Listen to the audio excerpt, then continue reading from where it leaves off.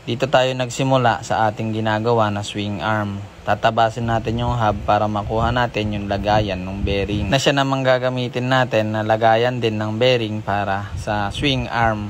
Totornohin natin to hanggang mag-fit yung ating bearing. Siyempre sa pagtotorno na naman ng kabitan ng bearing medyo maselan dahil hindi pwedeng lumuwag yung bearing. At hindi rin pwedeng mahigpit dahil hindi naiikot yung pinakagitna ng bearing. At ito na nga yung nagawa natin na kabitan ng bearing. Nalagyan na natin ng bearing. Susukatan na natin siya.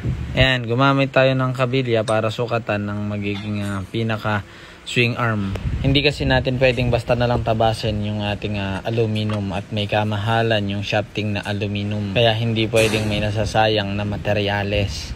Ganito yung magiging forma ng swing arm. At ito na nga, iwe-welding na natin yung shafting na pinutol natin. Bali, i-spot lang muna natin to dito sa motor para maiporma lang natin yung magiging swing arm. Tapos kakalasin na rin natin para naman i-pull weld. Hindi tayo nagpo-pull weld sa mismong motor. Siyempre bago tayo mag-spot, kukuhanin muna natin yung gusto natin na posisyon. Yung posisyon kasi na gusto natin talaga yung magandang masunod para naman yung itsura ng ating gagawin talagang magugustuhan natin o magugustuhan ng iba. Pero siyempre, sabi ko nga sa inyo, kayo yung huhusga kung maganda ba yung mga ginagawa natin. Pero syempre alam naman natin na merong hindi nagagandahan at may nagagandahan. Kanya-kanya kasi tayo ng gusto. At dahil nga naiposisyon na natin sa gusto nating forma ng swing arm, ito ipo-pull weld na natin.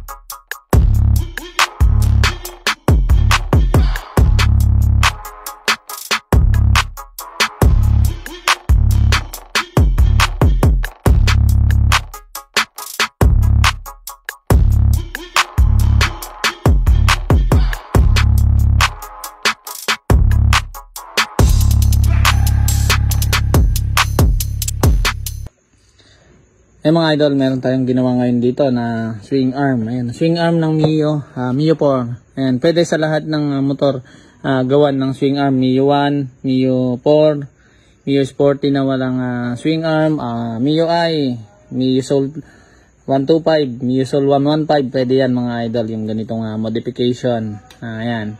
Kumbaga, yung proseso nito pare-parehas lang sa mga scooter na walang swing arm. Yung pipe nito baka baguhin ko kasi nanghihinayang ako sa disenyo na nilagay natin dito sa kanyang tornilyuhan.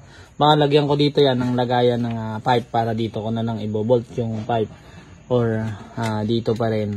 Mag-e-elbow na lang ako kasi lumabas siya ng ganito ayan, ganyan kakapal. Nasa 25mm to. Inilagay natin na to. Ayan.